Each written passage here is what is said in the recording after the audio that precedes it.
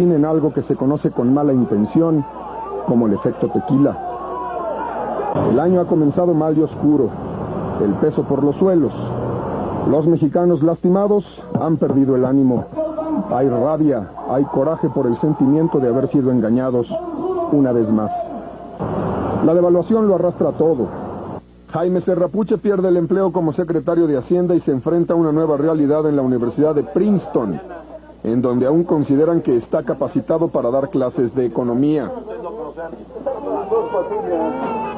En los primeros meses del año, la profundidad de la crisis es insondable. Los pronósticos de la magnitud de la caída son ajustados semana a semana.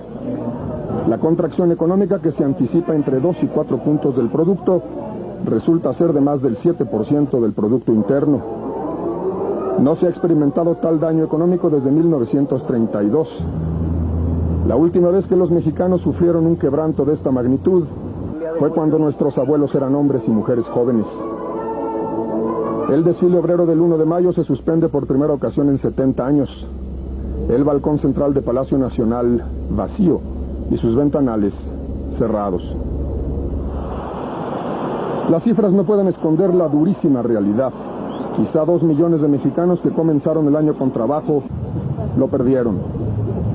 Los afortunados, los que no fueron lanzados a la calle, ven cuadrar las cuentas en su contra, frente a una inflación de 55%, aumentos salariales que en el mejor de los casos se aproximan al 20%.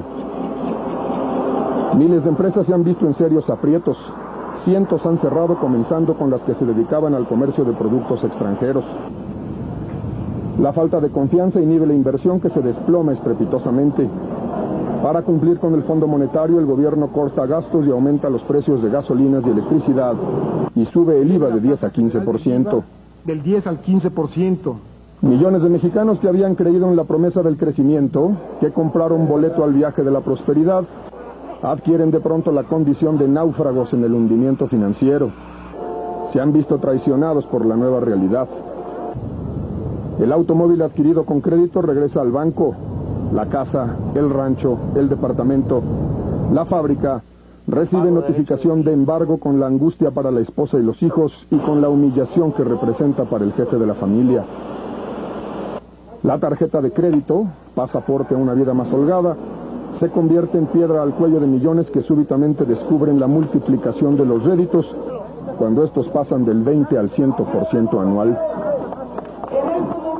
Desestimado por las autoridades y combatido por los banqueros, un movimiento popular de organizaciones sociales, pero con tintes de oposición, crece como la espuma. El Barzón aglutina a miles de personas que simplemente no pueden pagar. Luego se le irán agregando otros que por la moda, por una especie de cultura de no pago, se aprovechan de la situación. La crisis bancaria amenaza con oprimir a toda la economía. Un primer intento de recomponer los adeudos mediante una entelequia conocida como el UDI, copiada del modelo chileno, resulta ser un fracaso. Más tarde surgiría el Acuerdo de Apoyo a Deudores, el ADE, que resuelve el problema de deudores modestos, y aún así tendrá un costo para el gobierno de 2.000 millones de dólares.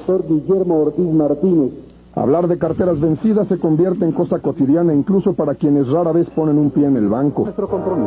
Los bancos se encuentran en una pinza, no cobran, pero tienen que pagar réditos a sus depositantes. Resultado, prácticamente todos están en problemas, muchos pierden su capital y se colocan en estado de quiebra técnica.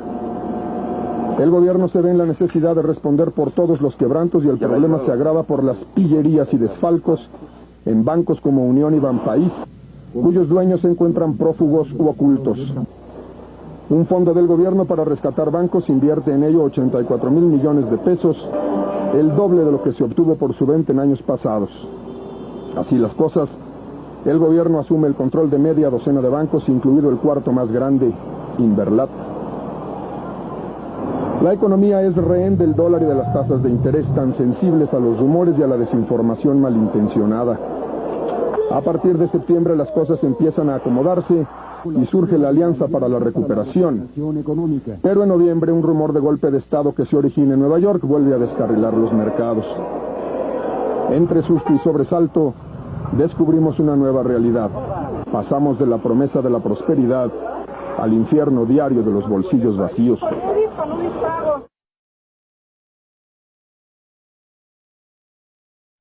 El 20 de diciembre de 1994, los mexicanos sufrimos el trauma de una catástrofe económica inesperada y repentina.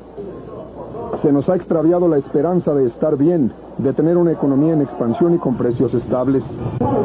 En un abrir y cerrar de ojos, el país entra de lleno en una nueva realidad. Abandonado por los inversionistas extranjeros, atemorizados los nacionales, con la obligación de pagar miles de millones de dólares en créditos de corto plazo, el país descubre estupefacto que los lobos de la insolvencia aúllan en la puerta. En enero se lanza un primer programa para enfrentar la emergencia, pero el acuerdo es barrido por la velocidad de los acontecimientos. La nave hace agua y aprisa. Es indispensable entonces encontrar apoyo de la comunidad financiera internacional. Está en juego, además de México, todo el concepto de mercados emergentes, es decir, los países que se han abierto al comercio, que han desregulado sus economías y que se han globalizado a través de la privatización. Se decía que cuando Estados Unidos estornuda, a México le da pulmonía. La nueva realidad de fin de siglo demuestra que cuando México se resfría, Estados Unidos también. El Congreso en Washington se desentiende del asunto en forma hostil. El presidente Clinton ordena al Tesoro prestar a México 20,000 millones de dólares y presiona al Fondo Monetario para que aporte otros 17,000 millones.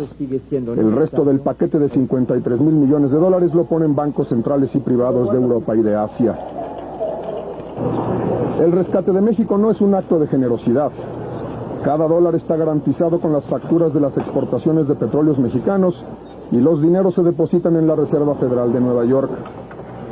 Los acuerdos de Washington obligan a México a recaudar unos 12,000 millones de dólares en 3 años mediante la privatización de puertos, aeropuertos, operación de ferrocarriles, petroquímica, satélites, telecomunicaciones y el transporte de gas. Las dificultades económicas apenas comienzan. El peso se ha devaluado en cosa de 6 semanas en un 80%.